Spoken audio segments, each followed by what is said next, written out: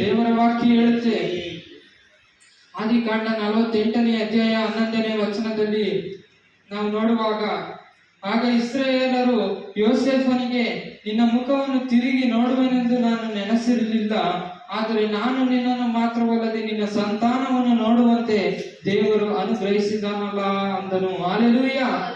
ಇಲ್ಲಿ ನೋಡುವಾಗ ಕರೆ ಇರುವ ಯೋಸೇಫನು ಕನಸು ದೇವರು ಕೊಟ್ಟಿರೋದಾದ್ರೆ ನಿನ್ನ ಕನಸನ್ನ ಯಾರು ಪಾಳು ಬಾವಿಗೆ ಹಾಕೋದಕ್ಕೆ ಆಗೋದಿಲ್ಲ, ಯಾರು ಸೆರೆಮನೆಗೆ ಹಾಕೋದಕ್ಕೆ ಆಗೋದಿಲ್ಲ.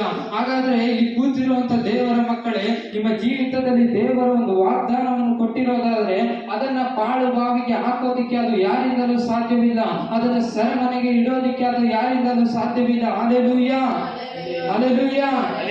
ಅರಮನೆಗೆ ತರೋದು ಮಾತ್ರವಲ್ಲ, ನಿನ್ನ ಅಪ್ಪನ ಮುಂದೆ ಮುಂದಿನ ತಲೆಮಾರುಗಳನ್ನು ಪ್ರವೇಶಿಸುವ ಹಾಗೆ ಕರ್ತನು ಮಾಡಲಿಕ್ಕೆ ಆತನ ಶಕ್ತನಾಗಿದ್ದಾನೆ. Hallelujah, hallelujah. ನಿಮಗೆ ವಿರುದ್ಧವಾಗಿ ಯಾರೆಲ್ಲ ನಿಂತರು, ನಿಮಗೆ ವಿರುದ್ಧವಾಗಿ ಈ ವರ್ಷದಲ್ಲಿ ಎಂತ ಸೈತಾನನ ಕಾರ್ಯಗಳು ನಿಮಗೆ ವಿರುದ್ಧವಾಗಿ ಬಂದರು, ನಿಮಗೆ ವಿರುದ್ಧವಾಗಿ ಹಲ್ಲೆಲೂಯ ಯಾರೆಲ್ಲ ನಿಮಗೆ ವಿರುದ್ಧವಾಗಿ ಜಯವನ್ನು ಸಾಧಿಸಬೇಕೆಂಬುದಾಗಿ ನೋಡಿದಾಗಲೂ, ನಮಗೆ ಕಷ್ಟಗಳು ಬರುವಾಗ, ಈ ವರ್ಷದಲ್ಲಿ ನಮಗೆ ಸಮಸ್ಯೆಗಳು ಬರುವಾಗ, ನಮಗೆ ರೋಗಗಳು ಬಂದಾಗಿಯೂ, ನಮಗೆ ಅನೇಕ ರೀತಿಯ ಇಕ್ಕಟ್ಟುಗಳು ಬಂದಾಗಿಯೂ ನಾವು ಯಾವುದಕ್ಕೂ ಚಿಂತಿಸುವಂತ ಅವಶ್ಯಕತೆ ಇಲ್ಲ, ನಾವು ಯಾವುದಕ್ಕೂ ಭಯಪಡುವಂತ ಅವಶ್ಯಕತೆ ಇಲ್ಲ. ಕಾರಣ ಏನೆಂಬುದಾಗಿ ನಾವು ನೋಡುವಾಗ, ಹಲ್ಲೆಲೂಯ, ನಮಗೊಬ್ಬ ರಕ್ಷಕನು ಇದ್ದಾನೆ, ನಮಗೊಬ್ಬ ಸಹಾಯಕನು ಇದ್ದಾನೆ, ಆತನು ನಮಗೆ ಆಶ್ರಯ ದುರ್ಗವಾಗಿದ್ದಾನೆ, ಆತನು ಇಕ್ಕಟ್ಟಿನಲ್ಲಿ ನಮಗೆ ವಿಶೇಷ ಸಹಾಯಕನಾಗಿದ್ದಾನೆ. ಹಲ್ಲೆಲೂಯ. ಇದು 2ನೇ ವಚನವನ್ನು ನಾವು ನೋಡುವಾಗ, ಆದದರಿಂದ ಭೂಮಿಯು ಮಾರ್ಪಟ್ಟರು, ಬೆಟ್ಟಗಳು ಸಮುದ್ರದಲ್ಲಿ ಮುಳುಗಿ ಹೋದರು, ನನಗೇನು ಭಯವಿಲ್ಲ. ನೋಡಿ, ಈ ಭೂಮಿ ಮಾರ್ಪಟ್ಟರು, ಈ ಜನರು ಮಾರ್ಪಟ್ಟರು, ನಾವು ನಂಬಿದಂತ ಅನೇಕ ಜನರು ಮಾರ್ಪಟ್ಟರು, ನಮ್ಮ ಸಂಬಂಧಿಕರು ಮಾರ್ಪಟ್ಟರು. ಆದರೆ ಇಲ್ಲಿ ದೇವರ ವಾಕ್ಯ ನೋಡುವಾಗ, ಈ ದೇವರ ವಾಕ್ಯವು ಅದು ಮಾರ್ಪಡದಂತ ದೇವರ ವಾಕ್ಯವಾಗಿದೆ. ಎಷ್ಟು ತಲೆಮಾರುಗಳು ಬಂದು ಗತಿಸಿ ಹೋದಾಗಿಯೂ, ಎಷ್ಟು ವರ್ಷಗಳು ಕಳೆದು ಹೋದ್ರು, ಈ ಪರಿಶುದ್ಧವಾದಂತ ದೇವರ ವಾಕ್ಯ, ಆತನ ಕೃಪೆ, ಆತನ ಸತ್ಯ, ಅದು ಮಾರ್ಪಡದಂತ ಕೃಪೆ ಆಗಿದೆ. Hallelujah, hallelujah.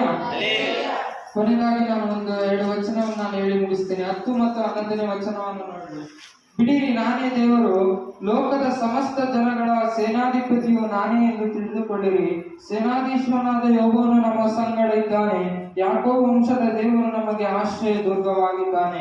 ಈ ವರ್ಷದಲ್ಲಿ ನೋಡುವಾಗ ನಮ್ಮ ಜೀವಿತದಲ್ಲಿ ಎಂತಹ ಕಷ್ಟಗಳು ಬಂದಾಗಿಯೂ, ಎಂತಹ ಸಮಸ್ಯೆಗಳು ಬಂದಾಗಿಯೂ, ಅನೇಕ ರೀತಿಯ ಆರ್ಥಿಕ ಪರಿಸ್ಥಿತಿಗಳ ಸಮಸ್ಯೆಗಳು ಬಂದಾಗಿಯೂ ಯಾವುದಕ್ಕೂ ಚಿಂತಿಸುವಂತ ಅವಶ್ಯಕತೆ ಇಲ್ಲ. ಕೀರ್ತನೆಗಾರನು ಹೀಗೆ ಹೇಳ್ತಾನೆ, ನಿನ್ನ ಚಿಂತಾಭಾರವನ್ನು ಯೆಹೋವನ ಮೇಲೆ ಹಾಕು, ಆತನೇ ಅದನ್ನು ಸಾಗಿಸೋಣ ಎಂಬುದಾಗಿ. ಹಲ್ಲೆಲೂಯ. ನಮ್ಮ ಚಿಂತೆಗಳನ್ನು, ನಮ್ಮ ದುಃಖಗಳನ್ನು ಎಲ್ಲವನ್ನು ದೇವರಿಗೆ ಒಪ್ಪಿಸಿಕೊಟ್ಟು ನಾವು ಪ್ರಾರ್ಥಿಸೋದಾದರೆ, ಹಲ್ಲೆಲೂಯ, ನಾವು ಯಾವುದಕ್ಕೂ ಚಿಂತಿಸುವಂತ ಅವಶ್ಯಕತೆ ಇಲ್ಲ.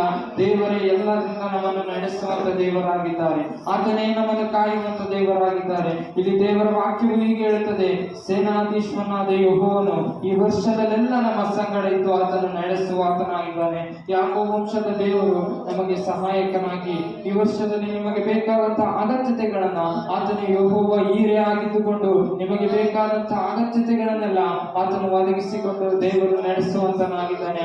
ಈ ಕೀರ್ತನೆಗಳ ಮುಖಾಂತರವಾಗಿ ದೇವರು ನಿಮ್ಮೆಲ್ಲರನ್ನು ಆಶೀರ್ವದಿಸಲಿ. ಕಣ್ಣುಗಳನ್ನು ಮುಚ್ಚಿ ನಾವು 1 ನಿಮಿಷ ಈ ಕೀರ್ತನೆಗೋಸ್ಕರವಾಗಿ ನಾವು ಪ್ರಾರ್ಥನೆ ಮಾಡಿಕೊಳ್ಳೋಣ. ಪರಿಶುದ್ಧನ